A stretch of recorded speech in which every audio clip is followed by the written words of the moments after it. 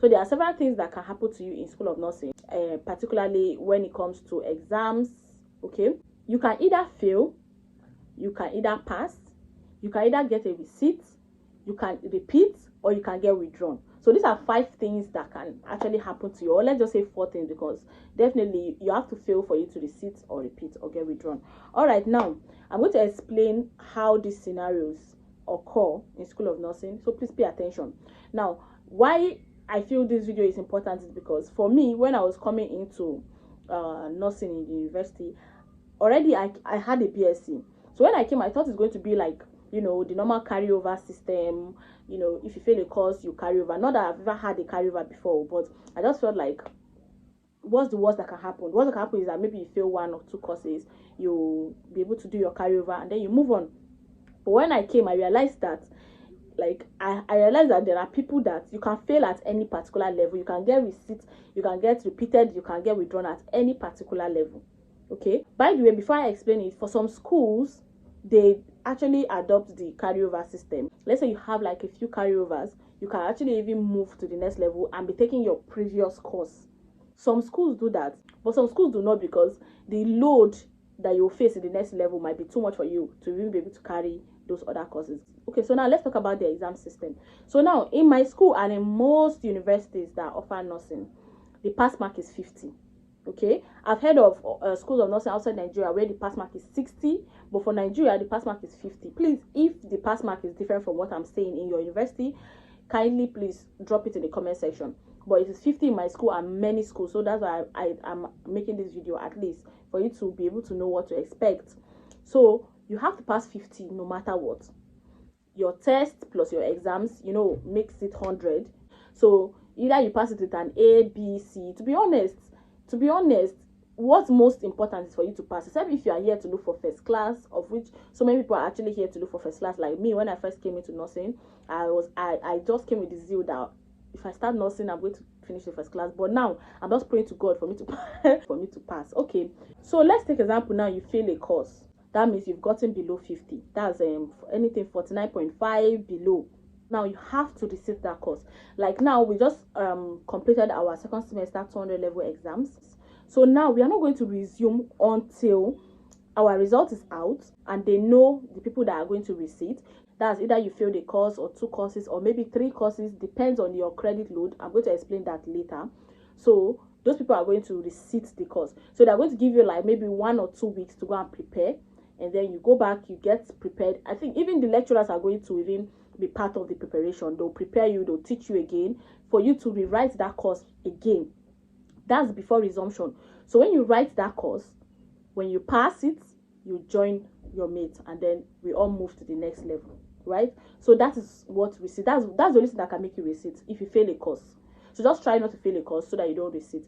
Now there's something called credit units. So these credit units they're just like loads or maybe strengths in terms of numbers that is allocated for each course. So you can see a course having maybe 2 credit unit load, 3 credit unit load, 1 credit unit load. Mostly those are the numbers you're going to see, and they use those credit loads to calculate your CGP. Look, every semester there's a particular credit load that you have to cover. So for all the courses you do, they'll divide those credit loads by all those courses. So you're going to see some will have 2, 2, 2, some will have 3, 3, depending on the size of the course and how big the course is. There are some courses that are very large. You're going to see them having like 3 credit loads. So now in my department, nursing, there's a rule that if you receipt courses, if you fail courses that have credit load, that the combined credit load is above 9 credit loads, you are going to automatically be repeated. Let me explain. Okay, so let's take example. You have courses. Let's take example, you fail courses that have 2 credit load, 2 credit load, 2 credit load course. You see, that is making it 6. You are not going to be repeated. It's not the number of courses you fail, but is the total sum of their credit units, the load, the credit units, right? So you can fail 2 credit load, 2 credit load, 2 credit load, making it 6, another 2 credit load, making it 8, and maybe 1 credit load course, making it 5. So you see somebody having 5 receipts, and the person will not get withdrawn, or the person will not be repeated. 5 receipts, and then you're going to see that person will receipt his courses and maybe pass those 5 courses and move to the next level. And then you can even see somebody having maybe just 4 receipt courses, and the person will automatically repeat. Probably the person failed 3 credit load, that's 6 already, and maybe the person failed 2 credit load, that's 8, and then the person now failed another 2 credit load, or maybe another 3. As far as it is more than 9 credit load, you are automatically going to be repeated. So for you to resit, you will fail a course, you resit. Okay, but if you fail above 9 credit load of your total credit units, I don't know if you get what I mean, right? If you have above if you fail courses that their total credit unit is above 9, you are going to be automatically repeated. So let's say you finish 200 level, now you write your exams and everything, and you have those carryovers, you are going to repeat the entire 200 level. Mind you, we do not see our first semester results. So we wrote exams in first semester, we've not seen our results, we don't know what we've got. The only thing we know is our test scores. We know our test scores, the cumulative of all our test scores, we know it. So now, it is now they are going to combine everything. All the courses we took in first semester, all the courses we took in second semester combined. Do not fail for the 2 semesters. Do not fail up to 9 credit units. Okay? I think I've kind of like explained this thing over and over and over, so you get it now. So now, that's what is going to make you repeat. Another thing again that is going to make you repeat is if, let's take example, you fail, is if you are writing your receipt exams and then you fail it. If you fail your receipt, even if, let's take example, even if you have 4 receipt courses and you write those 4 courses, you pass 3 and you fail just 1, that one alone, even if you fail it with 49.9 or 49.5, you are going, it means they fail, right? You are going to be repeated.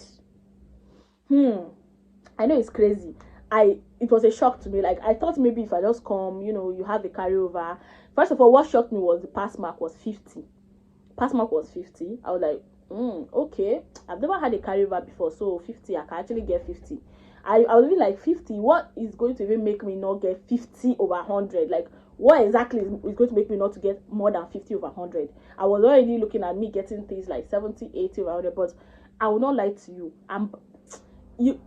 The struggle to get that 50 marks, it's easy to get it and it's very easy not to get it, because every 1 mark counts. Every 1 mark is very important. If you see how we struggle, if you see how we stress ourselves just to get 5 marks or 4 marks, an assignment that is going to be 2 marks assignment or 5 marks, if you see how we struggle to do that, because we know the importance of that 2 marks and that 5 marks. 5 marks can change your life completely in school of nursing, in university. Okay, so now I've explained what will make you receipts. I've explained what will make you repeat. Now, I think you've gotten it. I will still make a summary at the end of the video. And then now let me explain what will make you be withdrawn. So, the total credit unit for the entire session, right? If you fail up to like 75% of the total credit unit, you are automatically going to be withdrawn. Just like, let's take example, we had a total of maybe 30 credit units in first semester, and maybe another 30 credit units in second semester, a total of 60, right? If you fail up to 75%, if you cannot make up to 75% of that 60 credit unit, you are automatically going to be withdrawn from the department. That means you probably did not write a lot of tests, you probably did not, maybe you missed some exams, or maybe you even failed, maybe you are not just interested in the department, you did not write well, or whatever. Even if you were sick, even if you were absent, whatever is going to make you to fail up to that percent, you are going to be withdrawn from the school. That's the first thing. Secondly, what's going to make you get withdrawn from the department is if you repeat a session. Let's take example, you repeat 300 level. I've explained what are the things that can make you repeat, right? Let's example, you repeat 300 level. Now, you can't repeat 300 level twice. You can actually repeat every level once. In my school, you can't repeat 100 level. So let's exclude 100 level from this. In 100 level, is either you pass or you get withdrawn. There's no receipt in my 100 level. In my school, there's no receipt. So nobody receipted, nobody repeated in 100 level. But I've heard of schools like University of Jos. I heard there's a student there that told me some people actually receipt or even repeat in 100 level. But for my school, you don't repeat in 100 level. So either you pass or you get withdrawn. You just believe that if you are not able to pass 100 level, if you're already repeating 100 level, then how are you going to even pass your 200 level, right? So let's leave 100 level out of that. Let's say, example, you repeat 200 level once, and after going through that whole year again, you still come and have another repeat. You are not going to be allowed to repeat. You just be automatically withdrawn from the department.